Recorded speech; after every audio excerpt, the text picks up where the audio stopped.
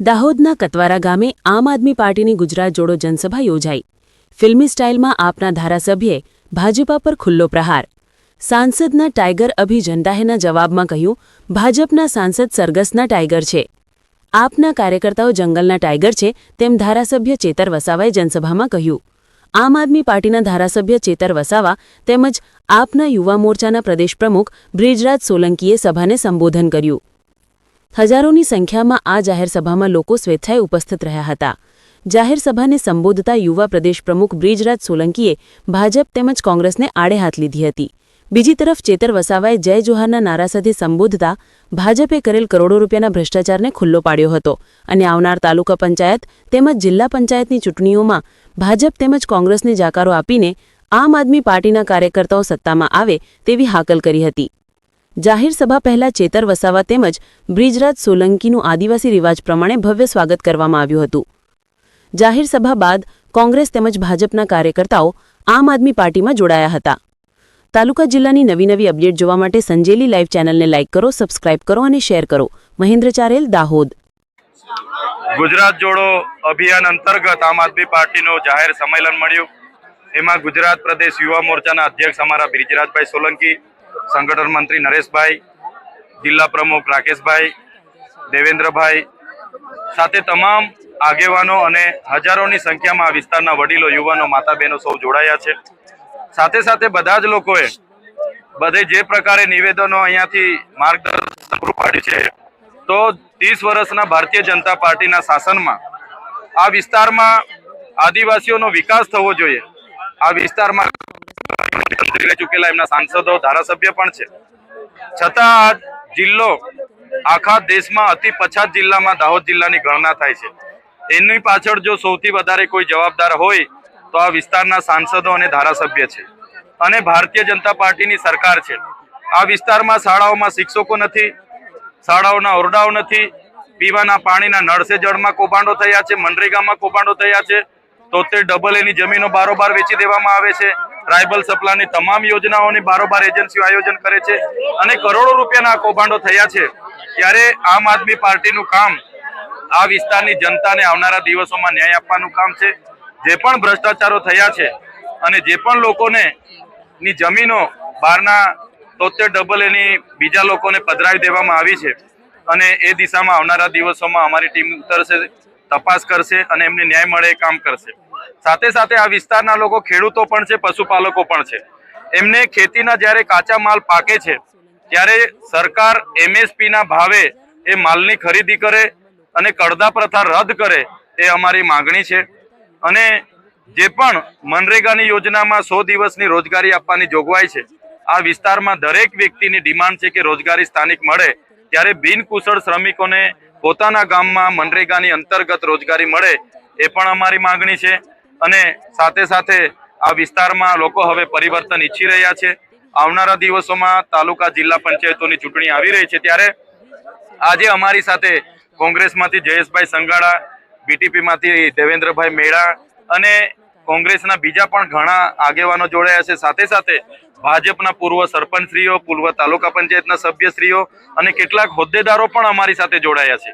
ભાજપ, કોંગ્રેસ અને BTPના મળીને 5000થી પણ વધારે કાર્યકરો આજે આમ આદમી પાર્ટી અરવિંદ કેજરીવાલજીના કામગીરી અને વિચારધારાને લઈને અમારા સમર્થનમાં જોડાયા છે અને આવનારા દિવસોમાં આ વિસ્તારને સારી દિશા મળે, સારું શાસન મળે અને લોકોની સુખાકારીના કામો થાય એ તરફ અમે આગળ વધી રહ્યા છીએ।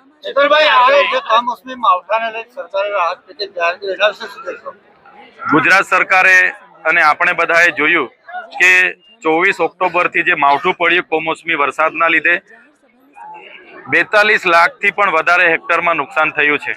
બધા જ ખેડૂતો આ કમોસમી વરસાદથી એમની કોળીઓ, એમને આવેલો કોળીઓ છીનવાઈ ગયો છે।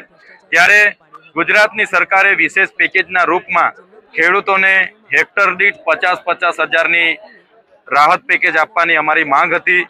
જે મજૂર વર્ગ છે, જે ભાગિયારે ખેતી કરે છે, એમને પણ હેક્ટરે 25 થી 30 હજાર રૂપિયા મળે અને જેમના ઘરોને નુકસાન થયું છે, જેમના જાનમાલ ઢોરોને નુકસાન થયું છે, એને પણ યોગ્ય વળતર મળે।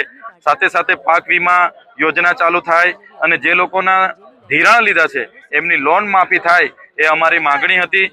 છતાં સરકારે 10,000 કરોડનું પેકેજ જાહેર કરીને ખેડૂતો સાથે એક મજાક કરી હશે એવું અમને લાગે છે, કેમ કે 42 લાખ હેક્ટરમાં નુકસાન થયું છે, એમાં 10,000 કરોડની જ્યારે વેચણી કરવામાં આવશે તો એક હેક્ટરે માત્ર 20 થી 22,000, જેમને 100% નુકસાની હશે એમને મળી શકશે, જેમને 50% નુકસાની છે એમને તો 8,000 7,000 મળશે, અને જે લોકો ખેત મજૂરો છે એમની કોઈ જોગવાઈ કરવામાં નથી આવી, તો અમારી માંગ સીધી ને સરળ છે, જે પ્રકારે પંજાબની સરકારે ખેડૂતો માટે 50,000ની વળતરની જાહેરાત કરી છે, એ જ પ્રકારે ગુજરાતના ખેડૂતોને પણ 50,000 રૂપિયા હેક્ટરે મળે એ અમારી માંગ છે, અને એ દિશામાં આવનારા દિવસોમાં ખેડૂતોને સાથે રાખીને સડકથી લઈને ગાંધીનગર સુધીની લડત અમે લડવાના છીએ. ચેતરભાઈ, તમારી સભામાં જનમેદની ઉમટે છે તો એ વોટમાં પરિવર્તિત થશે? જે લોકો અમારી સભામાં આવે છે એ સ્વયંભૂ એમની ગાડીમાં પેટ્રોલ નાખીને, એમની ગાડીમાં ડીઝલ નાખીને આવે છે, અને એ પોતે પણ 150-200 રૂપિયાની ફૂલહાર લઈને આવે છે. અમારી સભા 2 વાગ્યાની હતી, લોકો 10 વાગ્યાથી આવવાના ચાલુ થઈ ગયા, અને અમે હમણાં તમે જોયું હશે કે 5:30 વાગવામાં આવ્યા છે. ત્યારે ભાજપ એક બાજુ બસો મોકલે છે, રોજ આપે છે, જમણવાર કરાવે છે, અને લાભાર્થીઓને બોલાવી લાવે છે, આવાસ યોજના હોય, છતાં કોઈ આવવા તૈયાર નથી. ત્યારે આ જનમેદની એ અમારી ક્રાંતિકારી ભૂમિ દાહોદની જનમેદની છે, એ ક્યારે ભાજપમાં જવાની નથી. આ વિસ્તારમાં આવનારા દિવસોમાં પરિવર્તન લાવવા માટે આ લોકોએ નેમ બનાવી લીધી છે, અને અમે બધા સાથે મળીને આવનારી તાલુકા જિલ્લા પંચાયતમાં ભાજપના તમામ તાલુકા પંચાયત અને દાહોદ જિલ્લા પંચાયતમાં સુપડા સાફ કરી દેવાના છે. આવનારી 15 તારીખે વડાપ્રધાન આવે છે, તેમના હસ્તે તમે ભાજપમાં જોડાવાના છો તેવી અફવાઓ પણ ચાલી રહી છે. તમે આજે જોયું હશે, મારી આગેવાનીમાં આમ આદમી પાર્ટીની વિચારધારા સાથે 5,000 ભાજપ, કોંગ્રેસ અને બીટીપીના કાર્યકરો જોડાયા છે. અગાઉના દિવસોમાં પણ મારી આગેવાનીમાં 22,000થી પણ વધારે લોકો આમ આદમી પાર્ટીમાં જોડાયા છે.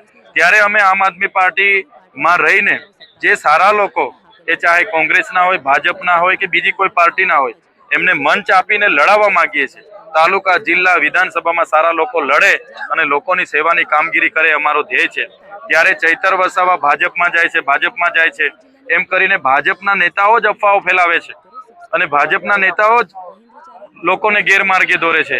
ત્યારે ચૈતર વસાવાએ અગાઉ પણ કીધું હતું, આજે પણ કહે છે, આમ આદમી પાર્ટીના આજે કાર્યકારી પ્રદેશ પ્રમુખની જવાબદારી છે, ધારાસભ્ય છું, અને આવનારા દિવસોમાં આ વિસ્તારમાં આમ આદમી પાર્ટીની દિશા સૂચન કરવાનું કામ અમારું છે, એ અમે કરી રહ્યા છીએ. અમે ક્યારે ભારતીય જનતા પાર્ટીમાં જોડાવાના નથી.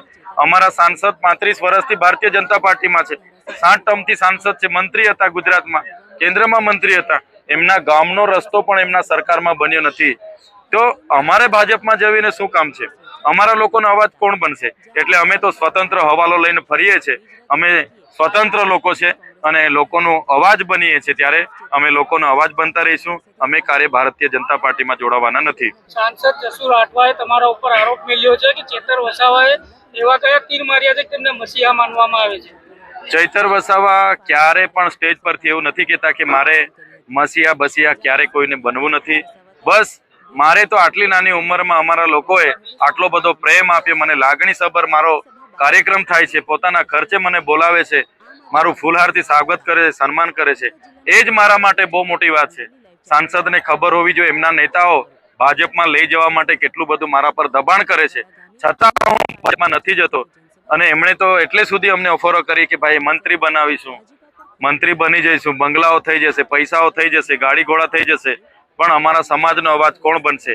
એટલે અમે અમારા સમાજ સાથે છે, અને અમે ક્યારે ભાજપમાં જોડાવાના નથી કે અમે કોઈ એવું મસીહા બનવા માટે અમે કંઈ નીકળ્યા નથી. અમે તો અમારા લોકોના કામ કરવા માટે નીકળ્યા છે. Thank you. મારી કાલ તો